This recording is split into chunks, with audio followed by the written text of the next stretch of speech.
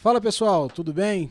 Então sejam super bem-vindos aí ao nosso primeiro episódio do nosso podcast, do nosso canal Visio Arena. A ideia aqui é que a gente traga bastante conteúdo, traga informação, cases, traga uma série de profissionais para a gente falar sobre People Analytics, que afinal é um assunto que tem crescido muito, é um assunto que tem começado ainda também em algumas organizações, em algumas empresas. Então a gente quer trazer aqui para esse espaço, né, a gente criar uma comunidade para a gente falar sobre o tema. Estou aqui, sou um dos anfitriões, eu sou o Léo, estou junto com o Cleiton aqui, outro anfitrião desse papo. Né? Então a gente quer que seja um ambiente super leve, descontraído aqui para a gente falar sobre o assunto.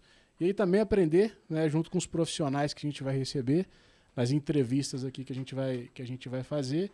Então espero que vocês gostem, se inscrevam no nosso canal, né, até para vocês receberem aí informações, notificações de quando a gente tiver outros papos aqui. Então espero que vocês gostem, né? Sejam super bem-vindos aí nesse primeiro episódio. Fala galera, bem-vindos e bem-vindas. Eu sou o Cleiton, super entusiasmado para, juntamente com o Léo, a gente fazer essa série de podcasts sobre People Analytics e ajudar a fomentar esse tema aqui no Brasil. E hoje a gente tem assim dois convidados muito especiais, né? Léo, a gente tem o Daniel Freitas, que é CTO e founder da Visio, e a gente tem o Caio, meu amigo Caio Nalini, que é diretor de pessoas do Magalu. Aí, Daniel e Caio, se vocês puderem se apresentar para o nosso público, falar um pouquinho da trajetória de vocês. Bom, obrigado pela cortesia, Daniel. Cleiton, Léo, obrigado pelo convite, muito bom estar aqui com vocês, a todo mundo que está nos assistindo.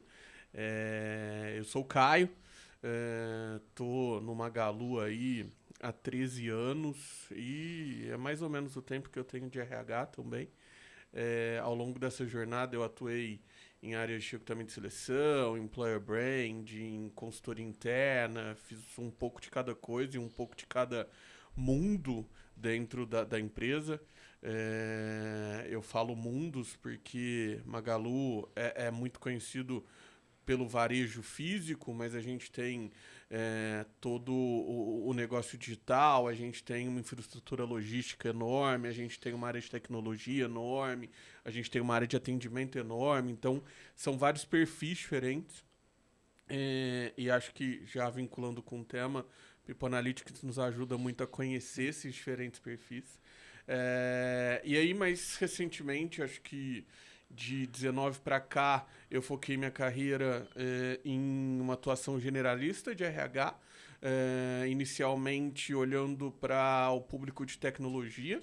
Então, eu atuei como gerente de gestão de pessoas para o Luiza Labs, que é a nossa área tech, por 2 anos, e aí depois dessa jornada eu assumi a diretoria de gestão de pessoas para toda a estrutura corporativa, que basicamente mantém tecnologia, então continuo com um escopo que já era originalmente meu. Assumi também a gestão de pessoas para todos os escritórios e áreas de negócio, e mais recentemente veio para esse guarda-chuva meu toda a estrutura de atendimento. Então a gente tem um call center próprio, uma área bastante volumosa, inclusive, e que hoje também, enquanto RH, está na minha gestão, está no meu guarda-chuva. Acho que esse sou eu. Gosto muito de formatos como esse, acredito muito na troca de conhecimento e tenho certeza que vai ser uma agenda aqui de muito aprendizado para todos nós. Obrigado pelo convite. Obrigado você, Dani. Bom, eu sou o Dani, eu sou hoje, estou como founder e CTO da Visio Analytics.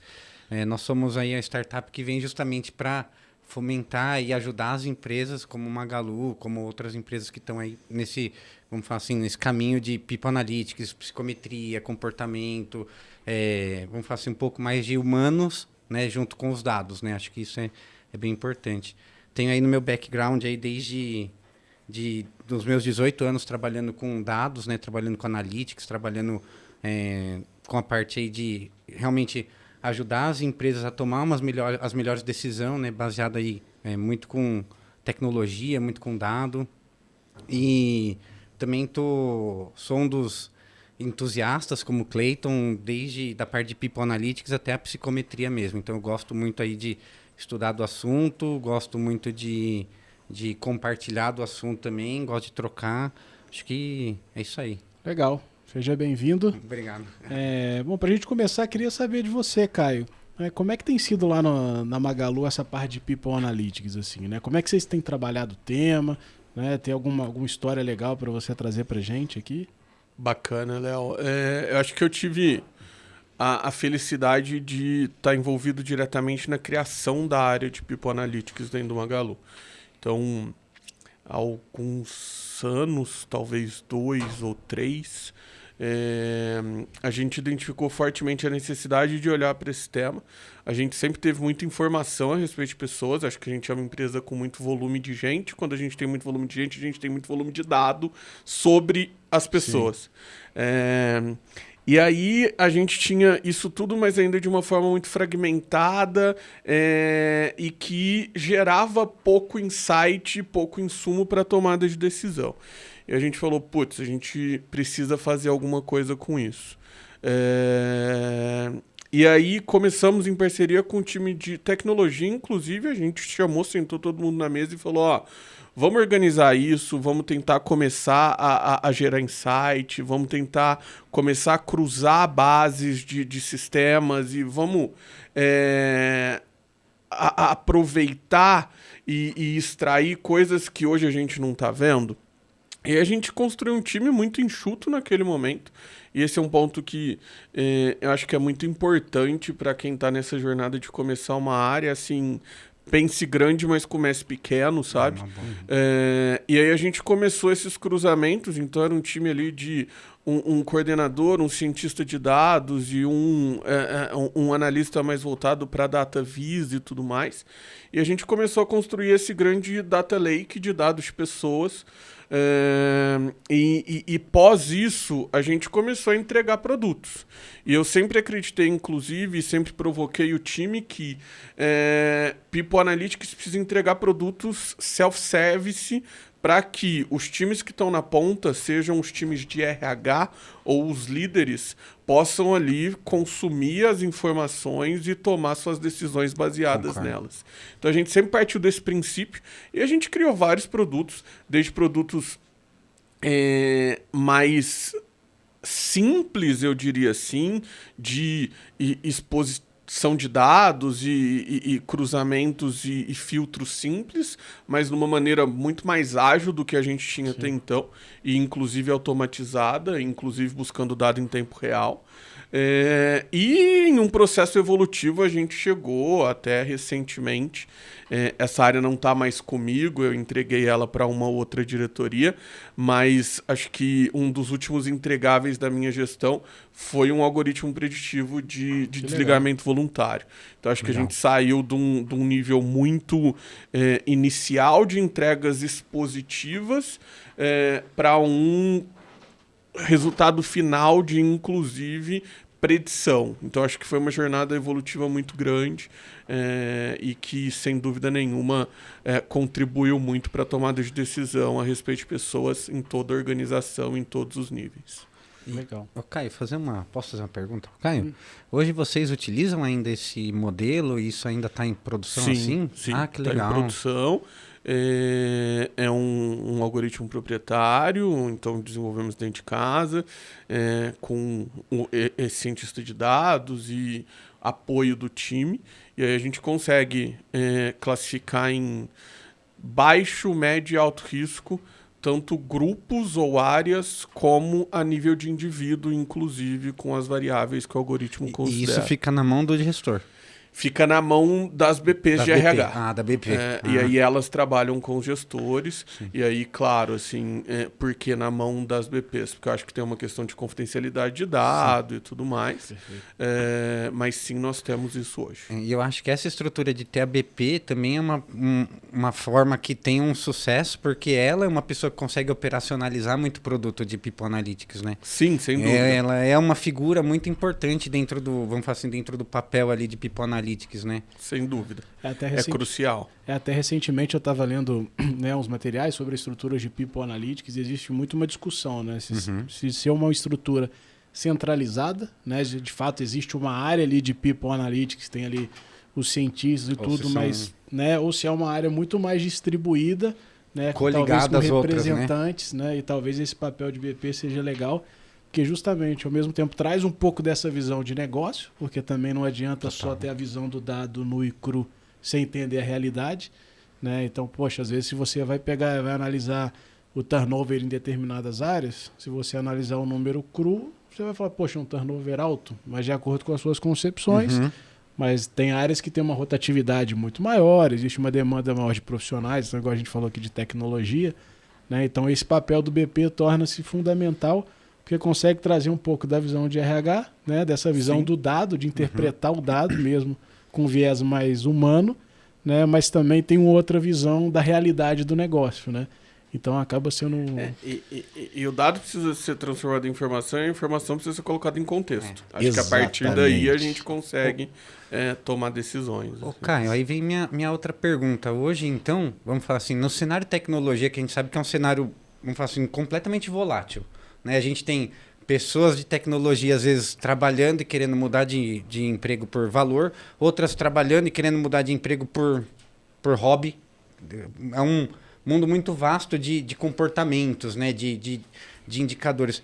Hoje, como que esse seu modelo, como People Analytics te ajudou ali nessa retenção, né? Como existem as ações que vocês fazem direto para determinados grupos, igual você falou, quem está em alto risco, tem uma ação que vocês fazem? Como que é a utilização ali na ponta? Eu acho que não é só o algoritmo preditivo. A gente tem alguns produtos de People Analytics que através do cruzamento de informações nos dão insights do que a gente precisa fazer preventivamente e não talvez para remediar ou apagar qualquer incêndio. E aí eu diria tanto do algoritmo quanto de dados de performance, dados de pesquisas e avaliações que a gente roda internamente.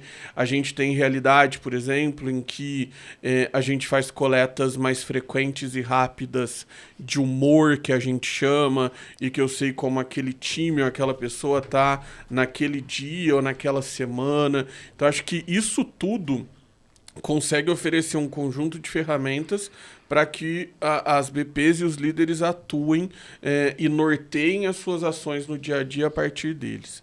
Agora, eu acho que tem um ponto importante aqui, e aí talvez, gente, eu já esteja me atropelando, mas eu acho que a gente aproveitou e vale falar que, assim, eu sempre digo que antes da gente trabalhar People Analytics de fato enquanto área ou enquanto produto e entrega, a gente precisa trabalhar a cultura de dados dentro da organização. Aquilo que a gente estava falando. Ó. Exatamente. E aí eu acho que tem uma mudança de forma de pensar, uma mudança de forma de atuar importante, que ela não está no dado. O dado não vai te trazer. Ela não está em como você expõe ou nos cruzamentos que você faz, ela não está em se você tem um modelo preditivo ou não, mas ela está em se de fato as pessoas que estão usando aquilo veem valor e realmente tomam decisões a partir deles. Então acho que foi uma jornada tanto com os nossos líderes, mas também e talvez principalmente com os nossos times de RH, que precisava ser utilizado e gerava valor para o trabalho deles e para o quanto eles conseguiam, inclusive, entregar e demonstrar de uma maneira mais concreta a necessidade de determinadas ações dentro das áreas. Sim. Então, a gente fez, por exemplo, o ano passado, ao longo do ano, uma jornada de formação para os nossos BPs em dados, em People Analytics, em como trabalhar os produtos, em como utilizar. E o resultado final, ou a conclusão dessa jornada, foi inclusive um trabalho muito bacana que a gente fez internamente, onde as BPs com os produtos de People Analytics precisavam apresentar para uma banca avaliadora uma análise das suas áreas de atuação e propor ações a partir daquilo. E aí, aquelas que mais se destacaram, a gente, enfim, comemorou, celebrou e reconheceu. por que eu estou trazendo isso? Porque eu acho que de nada adianta a gente ter soluções que sejam soluções rocket science se aquilo não for utilizado no dia a dia. Então, acho que esse Virou ponto lindo é bem enfeite, crucial né? e importante. Assim. Eu ia te fazer uma pergunta, que é, você trouxe esse primeiro desafio, né? Que é, precisa trabalhar a cultura de dados. Sim. Né? Teve algum outro obstáculo que vocês tiveram que enfrentar nessa jornada até aqui? Cara, acho que são muitos obstáculos e não são só na jornada, são obstáculos que a gente vive hoje no dia a dia e vamos sempre viver. Eu acho que esse é o primeiro, que é trabalhar a cultura de dados e fazer com que as pessoas entendam que aquilo gera valor.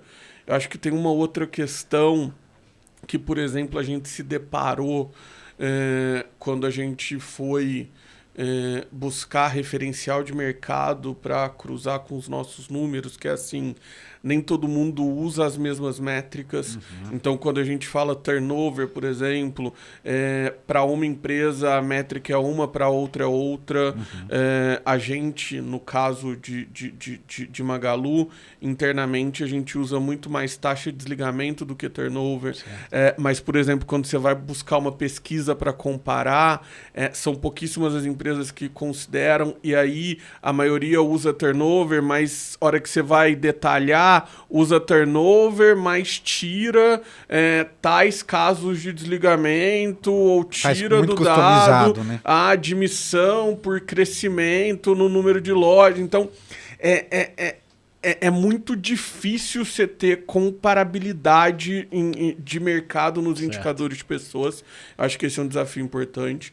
O outro desafio importante é assim... e isso de alguma forma está vinculado à cultura, mas não só, que assim, eu preciso ter rotinas para olhar para isso. Sim. Eu preciso sentar com a alta liderança para discutir, para olhar se o ponteiro está mudando, se as ações que a gente está propondo a partir da interpretação desses dados estão sendo efetivas ou não. E ter essas rotinas nem sempre é algo simples, porque a gente está falando, em sua grande maioria, de executivos que têm agendas concorridas, e aí a gente sabe que tempo hoje é um recurso extremamente escasso dentro do ambiente organizacional. Então, acho que eu citei alguns desafios aqui, Cleiton, mas acho que a gente poderia passar uma hora falando só deles. E aí, eu queria te perguntar, cara, que você comentou assim, né? Você trouxe, né, essa parte de cultura que eu também concordo 100%, acho que é essencial. E agora, no final da sua fala, você trouxe muito dessas agendas, né, da questão desse acompanhamento. E aí que minha pergunta vai no sentido assim, como é que foi esse processo de aculturamento, né? Beleza, poxa, teve o aculturamento ali das BPs, mas querendo ou não são profissionais que entendem, né, estão dentro ali do dia a dia de RH, entendem as rotinas e tudo, mas do aculturamento de gestores que não são de RH. Né? Gestores então, de negócio. Gestores de negócio. O cara ali de finanças, o cara do comercial, de operações. Como é que foi esse processo? Que não é o executivo, né? Que pode ser o executivo também, mas para trazer para ele esse assunto assim que muitas vezes chega para desmistificar certas crenças, né? Ou para romper estereótipos. Então, assim, é um processo como é que está sendo o buy-in, né, do negócio? Exatamente. Cara, eu acho que esse é um exercício diário. Eu acho que a gente está em curso. Porque não é um negócio que você faz e pronto, acabou. Acho que precisa de disciplina e precisa ser mantido. Só que acho que tem uma coisa legal que é importante falar, que assim, todas essas áreas que você mencionou, finanças, sei lá, marketing, tecnologia, comercial, são áreas que geralmente já estão numa jornada muito mais avançada de uso de dados para tomada de decisão do que o RH. Certo. E aí não estou falando mal do RH não, tá, gente? É que eu acho que, de fato, são áreas que, por uma necessidade de mercado, precisaram olhar para isso antes do que nós, do que eu, inclusive. E aí o que acaba acontecendo é que não existe resistência porque inclusive aquilo, ou a resistência é muito menor, porque aquilo já faz parte do dia a dia deles no negócio deles. A gente só traz, talvez, uma visão mais estruturada e provocativa de precisamos olhar para isso, este é um dado importante, mas sobre o dado em si, acho que a experiência que a gente tem é que eles, inclusive, veem valor e não foi uma ou duas vezes que, sentando com um líder de negócio na organização, eu mostrei os nossos produtos de People Analytics e o cara falou, putz, é sério que a gente tem isso? Vamos usar com mais frequência, vamos olhar para isso com mais frequência. Então, acho que isso é bem positivo, assim. Legal, legal. Essa abertura acho que é importante, né? De fato, os outros profissionais verem valor, né? E eu acho que hoje é um dos maiores desafios, né? Acho que um dos maiores desafios é realmente fazer com que a pessoa entre nesse ciclo de consumir, tomar uma decisão, voltar para ver se aquilo mudou o ponteiro, tomar outra decisão. Acho que hoje é um dos maiores desafios que a gente tem também, sabe? De conseguir realmente transformar essa parte cultural que vem igual você falou, um pouco antes, né? De nada adianta um indicador, um data leak, um dashboard, uma previsão, um modelo preditivo, se a gente não tomar uma decisão e não voltar ali e olhar para ver se aquela decisão foi para o lado que a gente preferiria ou desejaria, né? Acho que isso é muito importante. Você tem uma que eu queria saber. E conta pra gente assim, um caso onde você virou e falou assim, não, isso foi transformador. Para essa área, usar a People Analytics foi transformador ali, porque mudou realmente como as pessoas faziam aquilo ali. Tá bom. Acho que a gente tem um desafio aqui de eu não posso expor nenhuma situação de contexto interno, então eu vou tentar trazer cases, mas em alguns momentos eu vou ser o mais genérico possível, tá? Mas eu acho, por exemplo, a gente fez um trabalho muito recente de fazer uma análise de taxa de desligamento em uma área específica, onde a gente tinha ali uma distorção. E a gente fez um trabalho de entender o porquê e como aquilo estava se comportando ao longo dos meses. E aí, basicamente, o que a gente fez foi, a gente olhou para esses dados e com os dados adicionais que a gente tinha, a gente fez cruzamentos para validar as hipóteses que a gente colocou na mesa do porquê aquilo estava acontecendo. Teve um fato específico nesse momento que foi a gente entendeu que a gente não tinha as informações suficientes para comprovar as hipóteses que a gente tinha. Então a gente, inclusive, se propôs a capturar mais dados, e aí a gente fez um formato de pesquisa com os nossos colaboradores dessa área específica, inclusive, para fazer perguntas e entender. E aí, pós-pesquisa, a gente conseguiu, aí sim, entender e comprovar algumas hipóteses, e aí fez e colocou em prática algumas ações, e abril foi o primeiro mês que a gente equilibrou a distorção que a gente estava tendo em taxa de desligamento. Então, acho que assim, sei que ainda é muito genérico, mas acho que é um case recente que eu posso trazer, eu não posso abrir qual a área, qual a distorção, ou o que a gente aplicou, mas de fato foi um movimento que não vinha com comportamento normal. A gente identificou, se propôs a olhar para aquilo, criou hipóteses, entendeu que não era suficiente os dados que a gente tinha, buscou mais dados, comprovou a tese e aí conseguimos corrigir ainda. A mesma equipe. Daquele mesmo tamanho ainda. Então vocês ainda trabalham, vamos falar assim, mantendo, sustentando o que tem hoje de produto e às vezes tem essas atuações mais pontuais. Sim, que legal. Boa. Sem dúvida. E aí, eu aproveitando, né, o tema, assim, acho que seria legal, eu queria perguntar pro Daniel e depois até estender a pergunta pro Caio, né, pro nosso ouvinte, assim, o pessoal que tá lá de casa, o pessoal que tá ali no trânsito ouvindo o nosso podcast, como começar, assim, né? A gente fala muito, poxa, vamos fazer um modelo e tudo mais, mas de onde essas informações podem vir, né? Desde aquela empresa pequena, de uma pouca quantidade de funcionários, às vezes não tem condições de contratar uma ferramenta que vai trazer tantos dados, até uma gigante como a Magalu, que certamente já tem outras ferramentas, né? Se vocês puderem comentar um pouquinho, né, de onde trazer esses dados, essas informações. Eu acho que o Caio ele foi muito feliz na colocação, logo quando ele começou a contar, né, como começou ali no Magalu, que foi ele falou, chamei a galera de TI. Chamei a galera de TI, falei, botei na mesa e falei, puxa, precisamos, né, preciso disso. Vocês podem me ajudar? Acho que esse é um passo. Acho que esse é um passo importante, você ter essa parceria com a galera de TI, porque algumas coisas sistêmicas são mais fáceis da gente tirar com Excel, com CSV, nossos LXPs, dos nossos sistemas de RH, da nossa folha de pagamento. Então, algumas coisas são fáceis da pessoa de RH operar e conseguir retirar esses dados para fazer um cruzamento básico. E tem coisas que são mais complexas que às vezes a gente precisa de uma ajuda de um profissional como um cientista de dados, uma pessoa que já tem esse conhecimento maior ali de como trabalhar essas múltiplas fontes, né? Então, acho que o primeiro passo, né, é você conseguir, vamos falar assim, minimamente identificar suas fontes, onde elas estão, quais elas são, tudo mais. Se você tem uma área de tecnologia, chamar a área de tecnologia para entender, inclusive, quais são as suas fontes atuais, para ver como que ela pode contribuir, se tem alguém que pode contribuir ali no time.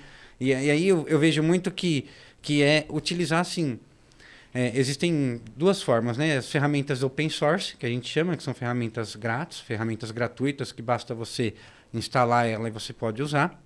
E ferramentas pagas, né? Então, são ferramentas a qual você tem ali várias funcionalidades e você consegue usar pagando, às vezes, mensalidade, às vezes anual. Então, vamos falar assim, para quem tem interesse em ferramentas mais grátis, né, as tradicionais e mais comuns são o R, que é um software estatístico, open source, que ajuda e trabalha muito com a parte de dados, transformação, tudo mais. O Python também, então, é uma linguagem que vem crescendo muito na área de transformação de dados, tudo mais. O Python é também bem forte, então, pessoa que escolher qualquer uma dessas duas é open source, é gratuito, basta instalar o software e aprender e rodar. E as mais tradicionais, né, de pagas, né, a gente tem aí vamos falar assim, o Alteryx, a gente tem Snowflake, que são ferramentas para cruzar esses dados, pegar essas bases. Aí não importa, entre aspas, muito qual que é a origem. É um CSV que eu extraí e coloquei numa pasta. É a equipe de tecnologia que fez uma tabela para eu conectar. Então, todas essas, tanto as ferramentas pagas quanto as gratuitas, elas permitem que você conecte e junte essas múltiplas fontes. Então, eu entendo que você, minimamente, identificando suas fontes, juntando os seus amigos, né, quem vai batalhar com você, e entendendo, né, quais são as lutas que eu quero, né, aonde eu quero, quais são as minhas armas, né, então vamos falar assim, quais são as ferramentas que eu vou levar ali para a batalha, eu acho que já é um bom começo. Pelo menos vamos falar assim, mas Dani, eu não sei R. Tá bom, mas você pode entender um pouco e escolher. Eu queria aprender isso, porque é gratuito, porque o meu cenário não posso investir, ou não, vou olhar as ferramentas de mercado. Então, traçar o plano, eu acho que é um bom começo, sabe? Minimamente você entender e botar na mesa as suas opções. Uhum. Esse é o basiquinho que eu vejo assim para todo mundo que quer começar a fazer. Não sei, Caio, você quer fazer algum... Fica à vontade. Eu até estava falando aqui antes da gente entrar no ar, né, que eu não sou o cara técnico, então eu não vou conseguir falar sobre o passo a passo de construção técnica. Mas eu sou o cara do problema e do consumo dessas ferramentas. Então, eu acho que o que eu diria é assim, primeira coisa, começa a entender quais informações você gostaria de ter para uma tomada de decisão menos baseada em feeling e percepção e mais baseada em dados. A partir disso, entende o que você tem de informações disponíveis. Porque muitas vezes a gente já tem os dados, a gente só não olha para eles, a gente só não os tem formatado de uma maneira suficiente para gerar informação. E aí, a partir disso, identificando necessidades e fazendo um inventário do que você já tem, eu acho que você já consegue sentar com uma área de tecnologia e falar, putz, me ajuda a unir essas coisas e ter respostas. Então, eu sempre falo assim, e eu já falei isso aqui, é importante sonhar grande, mas muitas vezes, começar pequeno, a gente de fato entrega valor desde o momento zero e vai seguindo um processo evolutivo. Então eu começaria dessa maneira. Sabe, o Caio falou uma coisa que eu achei interessante, que é o feeling, né? Às vezes a pessoa vira e fala, mas eu não preciso de dados, né? Eu tenho meu feeling, eu faço gestão do meu negócio há X anos, sabe? Não preciso de alguma coisa. Tudo bem, e tá tudo certo teu feeling. Seu feeling pode estar certo, comprove com seus dados. Eu acho que isso que é legal. É quando você realmente fala, puta, eu sou um bom pescador, porque eu giro a vareta assim e jogo ali, e você comprovou que girar 3 vezes assim e jogar ali no meio, realmente, toda vez que você faz isso, 90% das vezes você tira o peixe. Então, eu acho que comprovar o seu feeling e comprovar que girar a vareta 3 vezes assim, também é uma parte legal do negócio, sabe? Porque o feeling de quem está na ponta é muito importante, é o que faz. É aquela pessoa quem transforma aquilo, aquela pessoa é o negócio. Então, se ela não tiver o feeling, aí robô está fazendo nosso negócio. Eu acho que isso que é o bonito do humano. Então, quando a gente entende, consegue juntar o negócio, falar para ele assim, cara, existe o feeling e tá certo você ter, é lindo, e eu quero que você tenha ele mesmo, mas comprove com os dados, vai tendo o seu feeling mais afinado. Eu acho que isso é uma coisa muito legal também, que o People Analytics principalmente traz, porque ele afina pelo comportamento humano. É verdade. Sim. Ô Caio, e os colaboradores, o que vocês têm feito para manter a turma engajada nesse processo? E mais até do que engajada, como que não perder a confiança dos colaboradores, né, com esse tema, né? Então, como é que vocês tratam esse dado? O colaborador ele tem que assinar algum termo de consentimento? Como é que a LGPD entra nessa história toda? Mas conta um pouquinho do buy-in do colaborador, né? A gente falou do buy-in das pessoas, dos leads de negócio, mas e para ter o buy-in do colaborador? O que temos que fazer? O que vocês têm feito lá? Eu acho que até um nível de dado é padrão de qualquer organização já ter ali no contrato de trabalho alguma autorização para uso, consumo e tudo mais. Todo o resto, eu acho que é baseado em ou histórico de comportamento, e aí a gente não tem trava nenhuma legal para olhar para os próprios dados da organização e entender, e aí a gente não está falando do nível de indivíduo, a gente está falando do nível de comportamento de grupo e da junção disso. Então, por exemplo, taxa de desligamento. Eu não preciso falar da pessoa especificamente para conseguir cruzar informações e entender distorções. Agora, tudo que a gente precisa de fato, adicionalmente, que o indivíduo e o colaborador responda, a gente, faz de forma facultativa, o cara faz se ele quiser e se sentir à vontade. 2, a gente explica o porquê. E aí vem o terceiro, que eu acho que é o mais importante e responde a essa questão do engajamento. Acho que toda vez que a gente explica o porquê, a gente precisa, de fato, entregar aquilo que a gente contou nesse storytelling. E aí, quando o colaborador percebe que, putz, ele respondeu uma pesquisa, ou ele respondeu, ou ele clicou num botão onde ele falou como ele estava se sentindo naquele dia, e que, a partir daquilo, teve alguma ação que impactou positivamente a experiência dele enquanto colaborador, ele fala, putz, isso está sendo positivo. Isso vendo valor, né? Exatamente, isso está também me impactando. Isso está fazendo com que a empresa olhe para isso e tome decisões muito mais efetivas no sentido de gerar uma experiência melhor para mim. E aí, consequentemente, a gente aumenta o nível de engajamento, a gente aumenta a percepção de valor do colaborador perante a isso. E aí é um ciclo, né? Eu acho que precisa ser contínuo. E aí, mas até eu acho dos que é próprios dessa executivos, forma, né? Porque ele fala assim, poxa, que bacana. Ouviram os colaboradores, ouviram a empresa, né? Trouxeram dados, captaram de algum lugar. E isso não ficou numa caixa preta ali do RH. Né? Isso foi uma informação que realmente gerou uma ação, né? Impactou, e aí né? impactou, né, os colaboradores, ou os gestores, ou a empresa mesmo, né? E é legal dar essa visibilidade, né? Para que eles falem, poxa, bacana, pegaram, transformaram, me entregaram valor. Né? Isso. Eu acho que, só para fechar esse tema, Cleiton, assim, é extremamente importante essa devolutiva.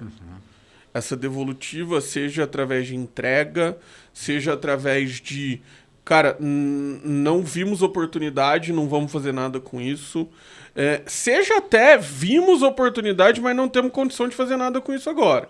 A única coisa que não dá é para bater na porta do cara e falar, cara, me dá uma informação aqui e depois nunca mais voltar com ele e nunca mais tratar esse tema. Porque isso gera um nível de baixa credibilidade ou zero credibilidade que depois você não recupera mais.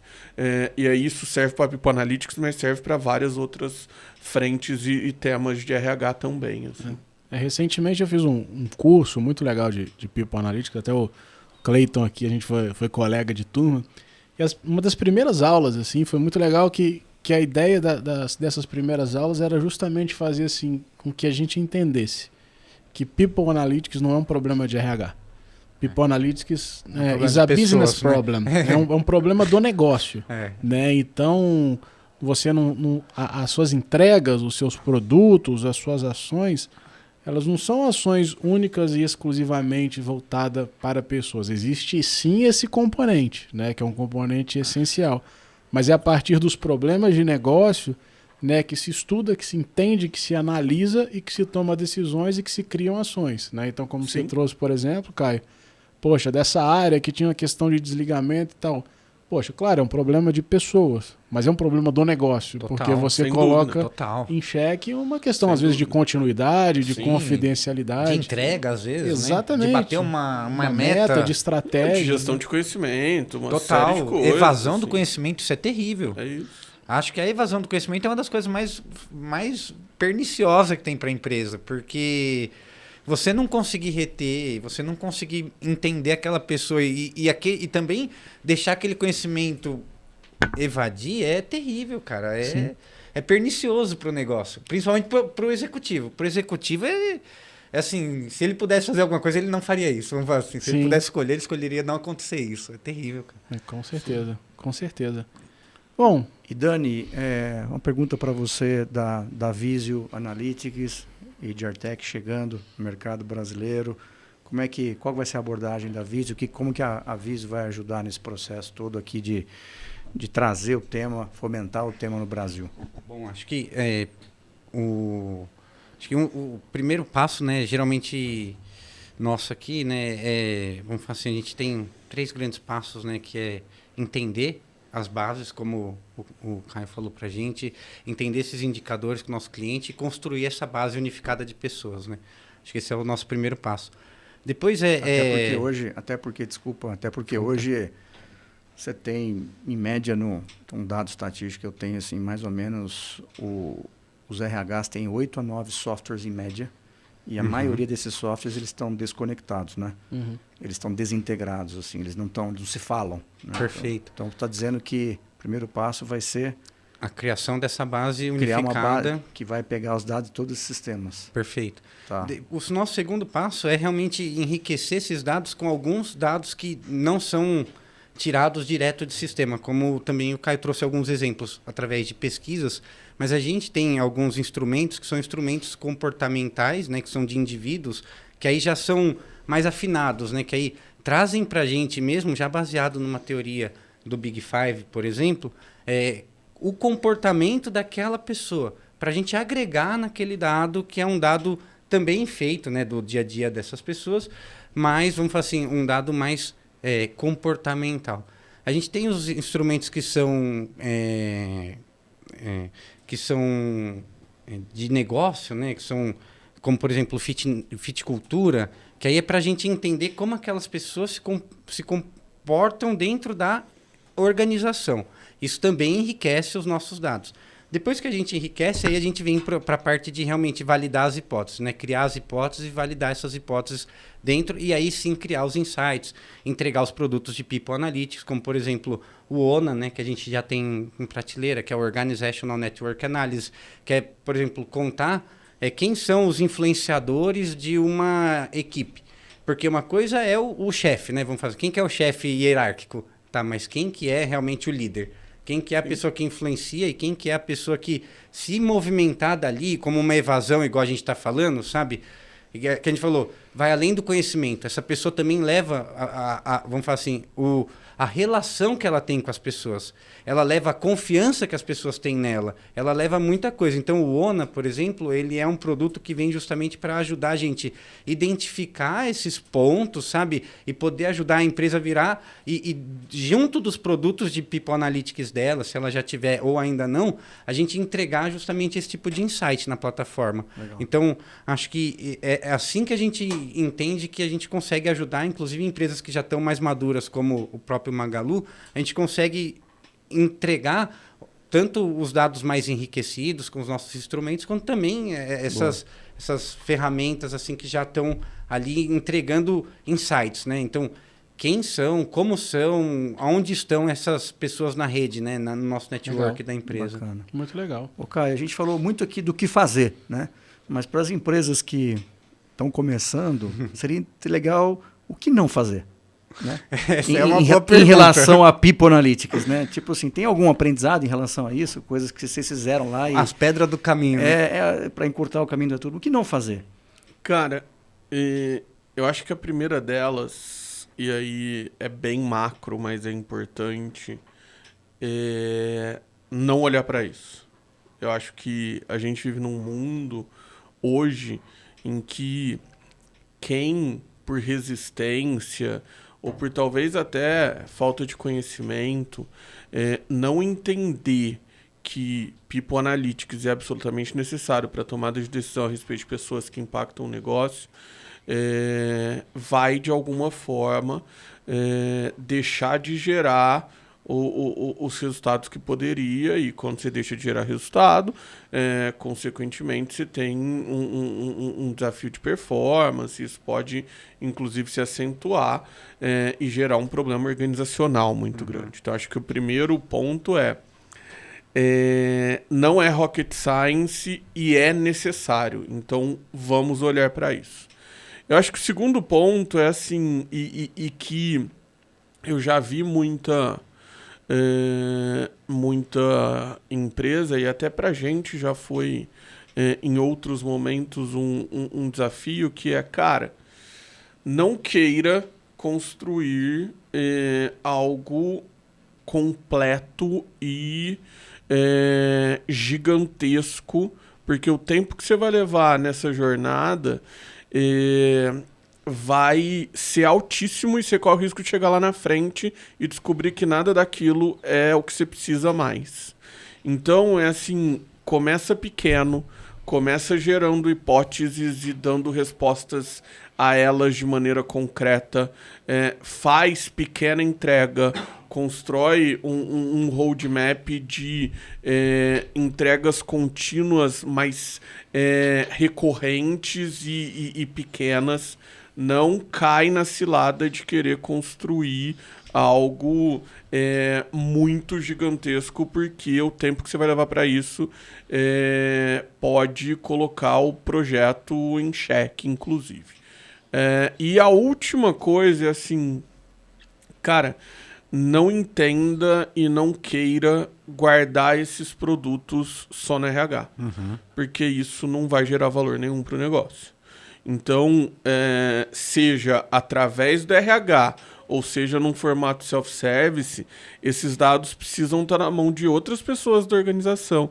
Esses dados precisam nortear a decisão de líderes de negócio. Esses dados precisam, de fato, estar descentralizados, claro, respeitando confidencialidade, respeitando o nível de informação que você está dando a cada usuário. Mas se ficar na mão só da RH, não vai atingir o potencial que tem, e aí também a chance de não gerar o valor possível é muito grande. Legal. Você tem agilista no seu time? Porque pelo que eu entendi, me parece que você roda algo, vamos falar assim, num método ágil, né? Vocês trabalham hoje a equipe? Como que é essa Cara, metodologia? dentro da frente de tecnologia, a gente tem um time responsável por disseminar metodologias ágeis, mas do meu lado cliente, assim, eu acho que eu tento trabalhar muito com o time. Beleza, o que a gente gostaria em termos de mundo ideal? Meu sonho, e eu lembro muito bem, e vou contar isso aqui, assim, quando a gente estava conversando sobre o algoritmo preditivo, eu falei, meu sonho é que hoje eu consiga saber quem vai pedir desligamento daqui a um mês na minha empresa. E, adicionalmente a isso, eu gostaria de receber no meu e-mail todo dia de manhã essa informação. Beleza. A partir disso, como que a gente começa a construir com baby steps para que talvez um dia eu possa chegar lá. E não chegamos ainda. E a gente está nessa jornada. E eu acho que esse é o caminho. Assim, eu falo muito pro meu time o seguinte. A gente não pode deixar de olhar o mundo ideal. Mas qual é o possível? Qual é o possível para a semana que vem? E aí a gente vai evoluindo, assim. Legal. Boa. Show! Alguém queria pedir, assim, na verdade, pro Daniel, né, pro Caio, antes de mais nada, agradecer a participação deles aqui com a gente hoje. Acho que foi super legal. Mas queria pedir que vocês dessem um recado aí pros nossos ouvintes, né, sobre People Analytics, sobre ciência de dados, gestão de pessoas. Recomendam algum livro? Exatamente. Opa, eu gosto muito do Storytelling, né? É um livro muito legal aí. Podem procurar, Data Storytelling é um livro maravilhoso, inclusive para todo mundo que entra na equipe e demonstra, né, vontade de aprender dados e comunicar melhor dados. Eu indico esse livro, ele é maravilhoso na parte Data Storytelling. Data Storytelling. Aí, galera, boa. É maravilhoso e acho que o maior advice aí que eu poderia dar pode parecer complexo, né? Assim como os humanos parecem ser muito complexos, né? Pode parecer ciência de foguete, mas acho que o Caio deu uma dica de ouro aí de, cara, pensa grande, começa pequeno. Para quem tem mais curiosidade, não tenha medo de abrir a tela, de fazer o código, de olhar, de tentar, de botar a mão mesmo. Acho que quem tem vontade se joga e aprende a nadar. Então, acho que isso é importante. E é muito mais legal para uma equipe de tecnologia quando ele tem alguém que é entusiasta e curioso e começa a entender o termo, sabe? Então, isso é interessante, acho que é legal. Acho que a dica que eu faria assim não tem medo, cara. Vai para cima, aprende, se inscreve em cursos como o que vocês fizeram, sabe? É maravilhoso e, assim... Você tem perfil? Abre a tela e tenta. Procura, sabe? Usa o chat GPT, pergunta para ele como eu faço tal coisa, em tal linguagem. Ele vai te ajudar minimamente a sair do zero, sabe? Vai te dar já o primeiro passo. Pelo menos para te tirar do zero, vai te ajudar. Então, acho que essa é uma das dicas aí que acho que eu daria para os nossos ouvintes aí. Legal, Obrigado. Bom, acho que a dica que eu daria, assim... Não é um bicho de 7 cabeças, não tenha medo e começa a fazer alguma coisa. Eu acho que muitas vezes o medo ou a fantasia que a gente cria na nossa cabeça de que é complexo demais nos congela e impede de avançar. Então, cara, assim, testa, coloca em prática e aí nessa jornada é muito possível que se descubra que não é tão complexo quanto parece. E aí, Cleiton, sobre dicas, cara, mais uma vez eu não sou um cara técnico, mas eu poderia citar pelo menos uns 2 livros que trazem provocações. Um deles é o do Laszlo, né, que é o ex-Reg RH do Google, que é um novo jeito de trabalhar em português, que eu acho que conta um pouco de como o Google criou novas práticas culturais de RH. Em muitas passagens ele fala do uso de dados, ele não fala especificamente sobre isso, mas ele fala sobre. Nós temos o Projeto Oxigênio, né? Famoso. Também, né? que é um grande precursor, case é. de People Analytics, acho que talvez um dos maiores. Eu acho que o livro Outliers, eu muito esqueci bom. o nome do autor agora, gente, eu sou péssimo de nomes, espera aí, vamos usar o Google para nos ajudar. Mas ele fala muito de uso de dados na vida, inclusive ele conta referências ali de pesquisas e tudo mais, que é importante para provocar, do Malcolm Gladwell. Então, acho que é um livro muito legal para provocar.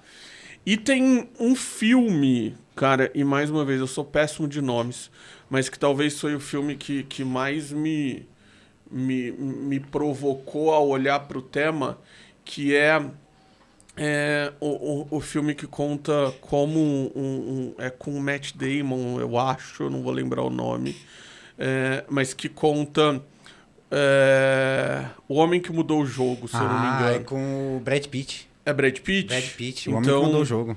É top. Que é um cara que, em um time pequeno da Liga de Futebol Americano, começou a olhar para o esporte se baseando em dados. Beisebol, eu acho. Beisebol. Acho que é beisebol. Não era uma futebol conferida americano? aqui, é beisebol. Pode Acho ser. que é beisebol. Então, é isso. É isso, Que é um jeito super interessante, inclusive, e olhando para dados, ele conseguiu, com o orçamento disponível de um time de menor porte e tudo mais, criar um time extremamente competitivo e ter resultados, inclusive, que normalmente não aconteceria se não fosse com base nisso. Então, acho que é super legal, o filme é legal, ótimo, inclusive, e vale a pena assistir, não só para gerar insight no tema People Analytics, mas para diversão. Pra vida mesmo, inspirar, também, né? Exato. Até porque, querendo ou não, assim, é uma forma de como você utiliza dados a seu favor, né? Em Seja todos num os lugares, ambiente de dia a dia, né? negócio isso. ou no É isso. esporte e tudo mais. Você sabe que no livro do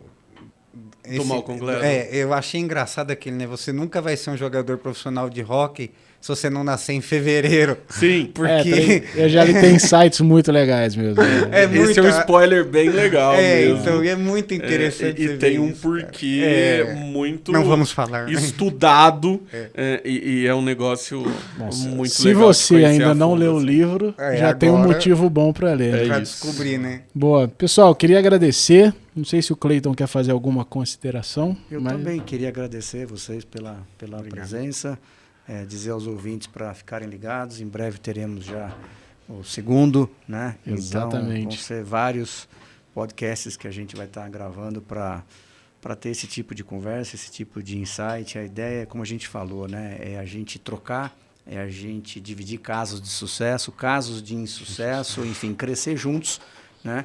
E trazer cada vez, fomentar esse tema aqui no Brasil, que eu acho que todos nós só temos a ganhar, né? Boa. Isso aí, obrigado. A gente espera que vocês tenham gostado também. Como o Cleiton falou, fiquem ligados, devemos ter novidades em breve. Obrigado mais uma vez a todos vocês, a você que nos ouviu até agora aí. Eu que agradeço. Obrigado por estar aqui com vocês. Obrigado, pessoal. Boa, gente. Valeu, um abraço e até a um próxima. abraço. Valeu. Tchau, tchau. Viva o novo hoje. Construa o amanhã. Seja Visio.